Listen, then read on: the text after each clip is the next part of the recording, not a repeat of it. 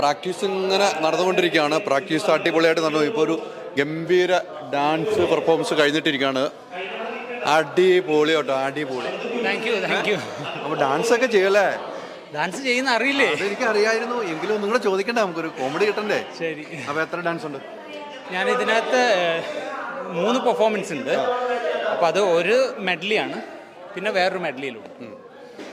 അങ്ങനെ കുറേ കാലത്തിന് ശേഷമാണ് ഡാൻസ് ചെയ്തത്. എത്ര നാളായി? എനിക്ക് കുറച്ച് വർഷങ്ങളായി. കോവിഡ് ടൈമിൽ ഒരു അമ്മ ഷോ ഉണ്ടായിരുന്നു, അത് കഴിഞ്ഞിട്ട് പിന്നെ ചെയ്തില്ല. പിന്നെ പടത്തിൻ്റെ ഷൂട്ടായി. അപ്പോൾ നമ്മൾ ഖത്തറിൽ അടിച്ച് പൊളിക്കാൻ പോവാണ്. യെസ് അല്ലേ? അണച്ച് നിൽക്കുമ്പോൾ തന്നെ ഓടി വന്നിട്ട് പ്രാക്ടീസ് ചെയ്തുകൊണ്ടിരിക്കുമ്പോൾ ആ ഒരു സ്റ്റൈലുണ്ടല്ലോ നമുക്ക്. അതെ, ഖത്തറിൽ. കാരണം ഇത് നമുക്ക് എപ്പോഴും സന്തോഷമുള്ളൊരു കാര്യമാണ്. ഈ നമ്മുടെ മൊത്തം ഇൻഡസ്ട്രിയിലുള്ള പെർഫോമേഴ്സ് എല്ലാവരും കൂടെ ഒരുമിക്കുന്നു. അതൊരു ഭയങ്കര ഒരു ഫീലാണ്. അത് അപ്പോൾ അത് മിസ് ചെയ്തിരുന്നു കുറേ കാലം. അത് കിട്ടും. മമ്മൂക്കായും എല്ലാവരും ഉണ്ട്, ചാക്കോച്ചനുണ്ട്, എല്ലാവരും അടിച്ച് പൊളിക്കാൻ പോവാം. അപ്പോൾ നമ്മൾ ഖത്തറിൽ പൊളിക്കുന്നു. ഓക്കെ. ഈ പ്രസന്ന മാഷ് തിരക്കില്ല കേട്ടോ. പ്രസന്ന മാഷ് ഇങ്ങനെ ഡാൻസൊക്കെ എല്ലാവരെയും പഠിപ്പിച്ചിട്ട് അങ്ങ് മാറിയിരിക്കുകയാണ്. പുള്ളി ഇങ്ങനെ ഒതുങ്ങിയിരിക്കുകയാണ്. കാരണം ഇന്ന് രാവിലെ തൊട്ട് തുടങ്ങിയല്ലേ, അപ്പോൾ അതിൻ്റെ ഒരു ബുദ്ധിമുട്ടൊക്കെ ഉണ്ടാവും. അപ്പോൾ രാവിലെ തൊട്ട് ഇങ്ങനെ പ്രാക്ടീസ് കഴിച്ച് മടുത്തിരിക്കാന്ന് തോന്നുള്ളൂ. എന്തോ പിന്നെ ഷോ അടുത്താവാറായല്ലോ, അതിന്റെ ഒരു ടെൻഷനും പ്രഷറൊക്കെ ഉണ്ടാവുമല്ലോ. എല്ലാം പെർഫെക്റ്റ് ആയിട്ട് വരണ്ടേ?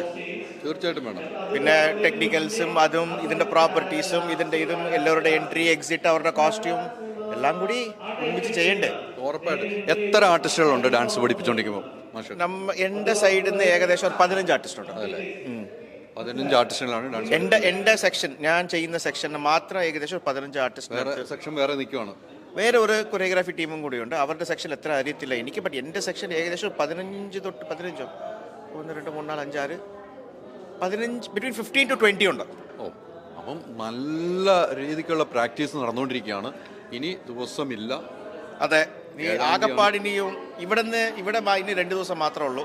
പിന്നെ അതിനുശേഷം ഖത്തർ പോകും. ഖത്തറിൽ പോകണം. ഖത്തറിൽ സ്റ്റേജ് പ്രാക്ടീസ് ഒക്കെ ഇല്ലേ? പിന്നെ ഉറപ്പായിട്ടും ടെക്നിക്കൽസ് നോക്കണ്ടേ? അവിടെ ചെന്നിട്ട് അത്ര വലിയ സ്റ്റേജും ആദ്യം ആ സ്റ്റേഡിയം നോക്കണ്ടേ? പിന്നെ സ്റ്റേഡിയത്തെ കണ്ടിട്ട് ഈ ഇൻസ്റ്റാഗ്രാമിൽ റീൽ എടുത്ത് ഇങ്ങനെയൊക്കെ ഇറങ്ങി എല്ലാവരും വാവ് അങ്ങനെയൊക്കെ പറഞ്ഞിട്ട് സോ ബ്യൂട്ടിഫുൾ, സോ എലിഗന്റ് അതൊക്കെ ഇട്ട് പിന്നെ അത് ടെക്നിക്കൽസ് ഒക്കെ നോക്കണം. അത് ടെക്നിക്കൽസ് നോക്കിയില്ലെങ്കിൽ നമ്മൾ ഇത്രയും കഷ്ടപ്പെട്ടതിന് ഇത് ഉണ്ടാവത്തില്ലല്ലോ. പെർഫെക്റ്റ് ആയിട്ട് വരണ്ടേ? തീർച്ചയായിട്ടും.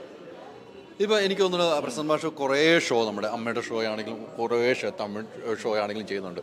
ആ ഒരു എക്സ്പീരിയൻസ് ഒന്ന് പറഞ്ഞു. ഷോവും പറഞ്ഞാൽ ഭയങ്കര ചാലഞ്ചിങ് ആണ്. ബിക്കോസ് വൺ മോർ ഇല്ല, ഒറ്റ ടേക്ക്. അവിടെ ആരെങ്കിലും ഒരാൾ സ്റ്റെപ്പ് ചെയ്താലും പോലും എല്ലാവരും സ്പോട്ട് ഓൺ ചെയ്യും. പിന്നെ പ്രസൻറ്റ് ചെയ്യുന്ന പ്രോഡക്റ്റിനെ നന്നായി ഗ്രാൻഡിലാക്കിയിട്ട് അത് എങ്ങനെ വെച്ചാൽ കാണുന്ന ആൾക്കാർ നമ്മൾ കളിക്കുന്ന അവർ ഫീൽ ചെയ്യണം. അവർ ഫീൽ ചെയ്താൽ മാത്രമേ ആ സാധനം അവിടെ ഹിറ്റാണ്.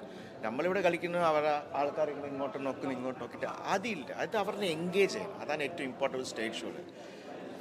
അത് അങ്ങനത്തെ രീതിയിൽ അത് പ്രസൻറ്റ് ചെയ്ത് എടുക്കുന്നതാണ് ഏറ്റവും വലിയ ഇത്. ഏറ്റവും റിസ്കി ഷോ ഏതായിരുന്നു? അങ്ങനെ ഇല്ല, എല്ലാം നമുക്ക് ഓക്കെയാണ്. എല്ലാം നമുക്ക് എവിടെ എന്നാലും നമുക്ക് ഓക്കെ അല്ലേ? അതിനൊരു പ്രശ്നമില്ല. അതിനൊരു പ്രശ്നമില്ല. റിസ്കി ഷോ വെച്ചാൽ ഞാൻ കലാമാസ്റ്ററിൻ്റെ അടുത്ത് അസിസ്റ്റൻ്റ് ആയിരിക്കുമ്പോൾ ഇല്ല, ഞാൻ ഇപ്പോൾ മാസ്റ്ററായി. ഞങ്ങളുടെ ഡാൻസ് മാസ്റ്റേഴ്സിൻ്റെ ഒരു ഷോ ഉണ്ടായിരുന്നു. ഒരു ഫയർ ആക്ട് ചെയ്തു. നിങ്ങൾക്ക് നമ്മുടെ ചെന്നൈയിലാണ് ചെന്നൈയിലെ ഫയർ എക്സ്പേർട്ട് എന്താ ചെയ്യുന്നത് വെച്ചാൽ സൊല്യൂഷൻ ഇച്ചിരി കൂടുതൽ ഇട്ടിട്ട് ഞാൻ റിഹേഴ്സൽ ചെയ്യുമ്പോൾ ഇവിടെ വരെയാണ് ഫയർ കണ്ട. ഞാൻ സ്റ്റേജിലേക്ക് കയറിയപ്പോൾ ഫയർ ഇവിടെയാണുള്ളത്. ഞാൻ വിചാരിച്ചു മോനെ ഞാൻ പോയി, എല്ലാവരും വിചാരിച്ച് ഞാൻ പോയി. പക്ഷേ ദാറ്റ് വാസ് ദിസ് തിങ്. അത് ഭയങ്കര ഇതായിപ്പോയി. അകത്ത് ഡ്രസ്സൊക്കെ ഇങ്ങനെ ബോഡിയോട് സ്റ്റിക്കായിപ്പോയി. അത് ഒരു പ്രായത്തിൽ ഭയങ്കര റിസ്ക് ആയിരുന്നു. അത് പുള്ളിയുടെ ഒരു പേടിയിലെ ഇച്ചിരി ഒരു സ്നേഹത്തുകൂടി ഒരു സൊല്യൂഷൻ ഒരു ലെയർ എക്സ്ട്രാ ഇട്ടു വിത്ത് ലവ്. അത് പണി കിട്ടിയത് നല്ല പണി കിട്ടി. അവിടെ ഷോ കട്ട് ചെയ്ത് പുറത്തിറങ്ങി എല്ലാവരും നമ്മൾ 2 ചേട്ടന്മാർക്ക് പാൻറ്റൊക്കെ ഊറാൻ വേണ്ടി ഒരു പറ്റില്ല. നേരെ അങ്ങനെ ട്വൈങ് സ്ട്രെച്ചർ കട്ട് ഹോസ്പിറ്റലിൽ പെട്ടെന്ന് ഡീഹൈഡ്രേറ്റ് ആയി ബോഡി. ഈ കുറേ സിനിമയ്ക്ക് കൊറിയോഗ്രാഫി ചെയ്തിട്ടുണ്ട്. അതിലേറ്റവും ഇഷ്ടപ്പെട്ടത്, എല്ലാം ഇഷ്ടപ്പെട്ടതാണ്, ഒരു മാറ്റം എങ്കിലും നമുക്ക് പെട്ടെന്ന് പറയുവാണെങ്കിൽ ഏതായിരിക്കും? ഭയങ്കര ടഫാണ്. ബിക്കോസ് ഒരു രീതിയിലൊരു ടോപ്പ് 10 പറയാം. മീശ മാധവൻ, കാക്കക്കുയിലാണ് ഫസ്റ്റ് എനിക്ക് ഒരു നല്ല റെക്കഗ്നീഷൻ കിട്ടിയെന്ന് പറഞ്ഞാൽ കാക്കക്കുയില. പിന്നെ അതിനുശേഷം മീശ മാധവൻ എൻ്റെ തലവര മാറ്റിയ സിനിമയാണ്. അതിനുശേഷം ഷാറുഖ് ഖാൻ്റെ മർജാനി അങ്ങനെ കാതൽ കൊണ്ടേ ധനുഷോട് അങ്ങനെ കുറേ ഉണ്ട്. റൺവേ ഉണ്ട്, അങ്ങനെ പറയാൻ പോയാൽ കുറേ ഉണ്ട്. അതായത് തീർച്ചയായിട്ടും 900 പാട്ട് കൊറിയോഗ്രാഫി 900 പാട്ട് ഇത് സെലക്ട് ചെയ്യാൻ പറഞ്ഞാൽ പേടിയാണല്ലോ. അല്ലേ? ഇപ്പൊ 900 ഏകദേശം 900 മോളെ ആയില്ലേ?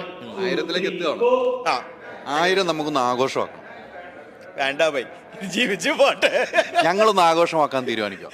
വേണ്ട, നമ്മുടെ കൂടെ കൂടില്ലേ? ആ ഓക്കെ. നിങ്ങൾ ചെലവ് നിങ്ങളുടെ ആളെ ഞാൻ തീർച്ചയായിട്ടും നമ്മൾ ചെലവായിരിക്കും. ഓക്കെ. ഭാഷ പഠിപ്പിച്ച ആളുകളൊക്കെ വെച്ച് നമ്മളൊരു ഷോ ചെയ്യാൻ തീരുമാനിക്കുകയാണ്. അത് ഇച്ചിരി ഓവറാവും. അങ്ങനെയൊന്നുമില്ലോ.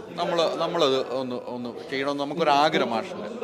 നമ്മളൊക്കെ സിമ്പിൾ ആയിട്ട് ജീവിക്കുന്ന ആൾക്കാരാ. എങ്കിലും നമുക്ക് അതിന്റെ ഒരു ഇവന്റ് പോലെ ചെറിയ ഇവന്റെങ്കിലും നമ്മൾ വേണ്ട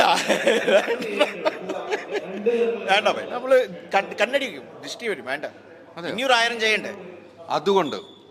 അതുകൊണ്ടാണ് കേട്ടോ, അല്ല നമ്മളൊന്നും ഇഷ്ടക്കുറവുകൊണ്ടല്ല അല്ലേ? ഇനി 1000 അല്ല മാഷിന്റെ ജീവിതകാലം ശരീരത്തിന് പറ്റുന്നവരെ കൊറിയോഗ്രാഫി തീർച്ചയായിട്ടും അങ്ങനെ ചെയ്യണം. നമുക്ക് നാളെ പ്രാക്ടീസ് ഉണ്ട്. അപ്പൊ നമ്മൾ ഇന്ന് പോയിട്ട് നാളെ വീണ്ടും വരും. ഓക്കെ. നിങ്ങൾ വരുന്നുണ്ട്? ഫ്ലൈറ്റിലെ കൂടി വരുന്നുണ്ടോ? ഫ്ലൈറ്റിലാ നിങ്ങളുടെ ഒപ്പമാണ്. ഒരു ചെറിയ റിക്വസ്റ്റ്, ക്ഷീണിച്ചു പോയിട്ടാണ് വരും. ഉറങ്ങിക്കൊണ്ടിരിക്കുമ്പോൾ ദൈവം മൈക്ക് എടുത്തിട്ട് വരല്ലേ? വേണ്ട അല്ലേ? അപ്പൊ എന്ത് അങ്ങനെ മൈക്ക് എടുത്ത് വന്നാൽ എന്ത് പറയും? ഇതിനൊക്കെ ഉറക്കം പറഞ്ഞ് വിട്ടേക്കെന്ന് പറയാം, അത്രേ ഉള്ളൂ. നമുക്ക് നോക്കാം, അടിച്ചു പൊളിക്കാം. അപ്പം 7-ാം തീയതി ഖത്തറിൽ വെച്ചിട്ട് മറക്കരുത്. അടിപൊളി പെർഫോമൻസ് ആണ്. Don't miss. Okay, Bollywood magic coming to Qatar. ഓക്സിജനിൽ വമ്പിച്ച വിലക്കുറവുമായി കേരളം കൂളാകും AC discount sale. Oxygen, the cooling expert.